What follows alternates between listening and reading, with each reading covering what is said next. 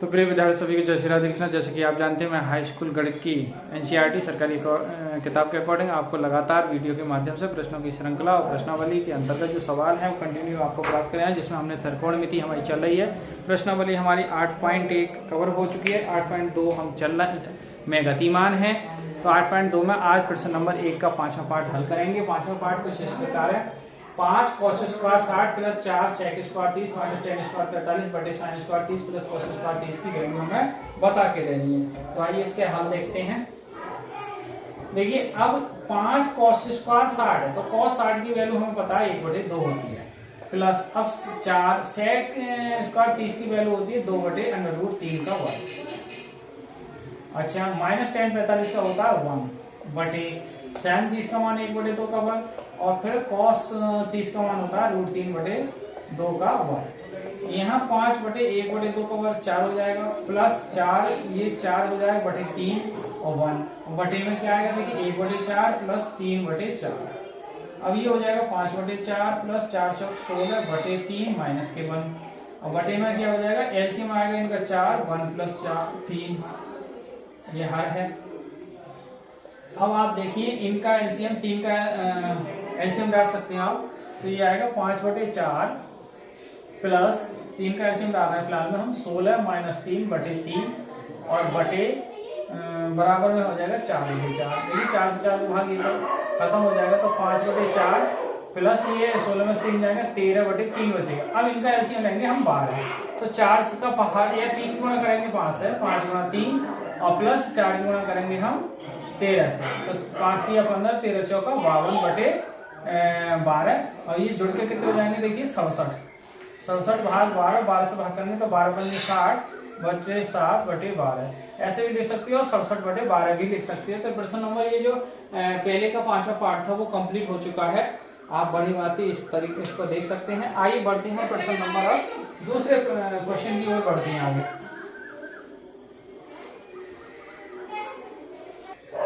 आज प्रश्न नंबर 2 है। देखिए इसमें प्रश्न नंबर 2 दे रहे हैं 2 tan 30 और 1 + tan स्क्वायर 30 का मान होगा। देखिए 4 विकल्प दे हैं sin 60 होगा cos 60 होगा tan 60 होगा sin 30 होगा।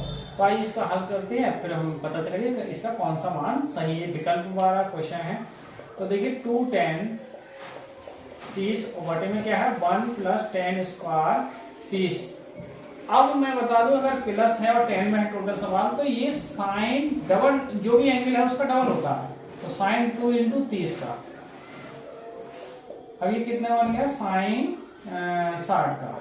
अब साइन 60 देखें आप कहाँ है तो इसका विकल्प कौन सा ए ठीक है। एक सूत्र मैं आपको बता दूं सूत्र होता है साइन 2θ बराबर होता है 2 tan θ 1 + tan स्क्वायर θ। इस सूत्र के अकॉर्डिंग है। थीटा की वैल्यू 30 है, यहाँ 30 लगेंगे 60 हो जाएगा। ठीक है ये सूत्र आप इसे कंटेस्ट कर सकते हैं, मैंने रिकॉर्ड भी दिया है आपको। आइए बढ़ते हैं प्रश्न नंबर अब इसी के दूसरे के ये दूसरे का फर्स्ट पार्ट था। आइए दूसरे का सेकंड पार्ट की ओर बढ़ते हैं। प्रश्न नंबर दूसरे का सेकंड पार्ट। दूसरे का सेकंड पार्ट कह रहा है 1 - tan स्क्वायर 45 और 1 + tan स्क्वायर 45 का मान कितना होगा। और विकल्प दे रखे हैं इन्होंने ए 4 विकल्प है ए tan 90 और बी tan 90 है फिर 1 है और सी में sin 45 है और डी में आपका 0 है। तो देखिए आइए इसका हल देखते हैं। क्या है 1 - tan स्क्वायर 45 डिग्री और 1 + tan स्क्वायर 45 डिग्री। तो tan 45 का मान जो होता है वो 1 और नीचे इसका मान भी 1। अच्छा ऊपर से 1 का वर्ग 1 - 1 नीचे 1 + 1 तो ऊपर तो 0 हो गया 0/2 भाग करेंगे तो फाइनल 0 क्या आएगा 0।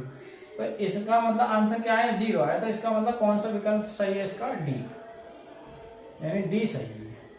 ठीक है तो इस प्रकार ये क्वेश्चन नंबर दूसरे के दोनों पार्ट हो चुके हैं। आइए बढ़ते हैं हम प्रश्न नंबर दूसरे के तीसरे पार्ट की ओर बढ़ते हैं।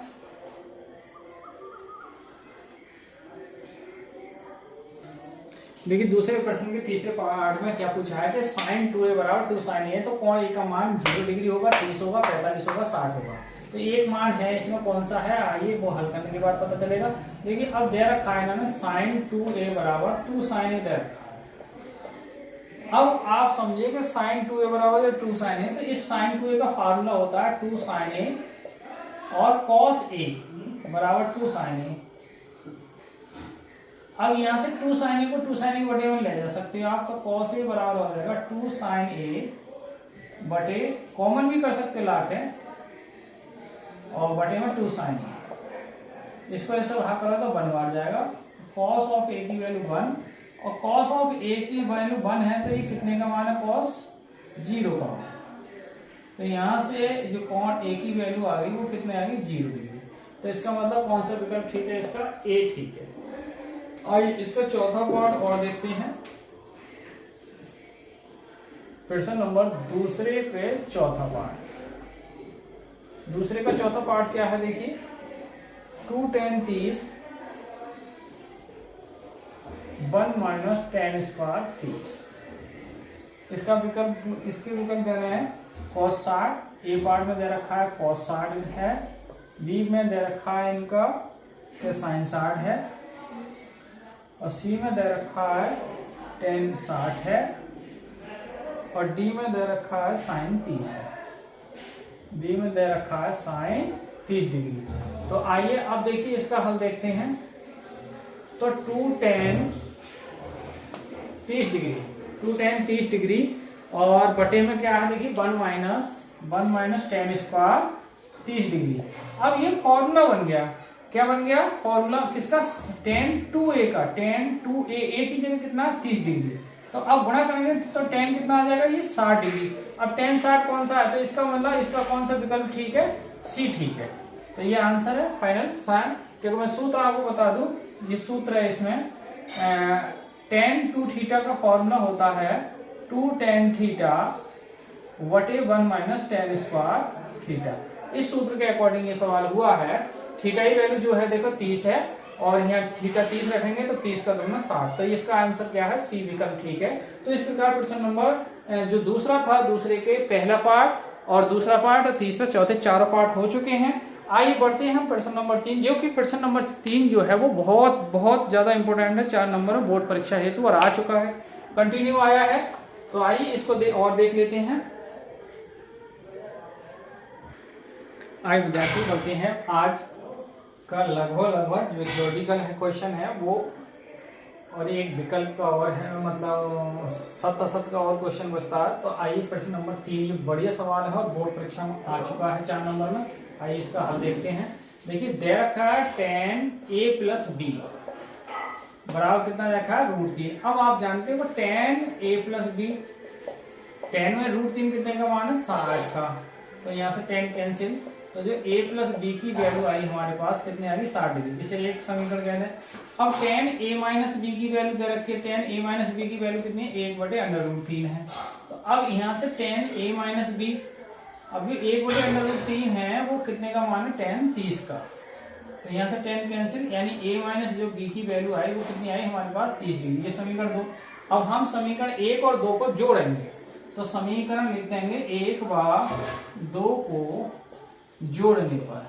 देखिए जोड़ेंगे तो लेफ्ट लेफ्ट में जुड़ेगा और राइट राइट में जुड़ेगा। तो यहाँ से a plus B plus a minus B बराबर इधर 60 प्लस 30।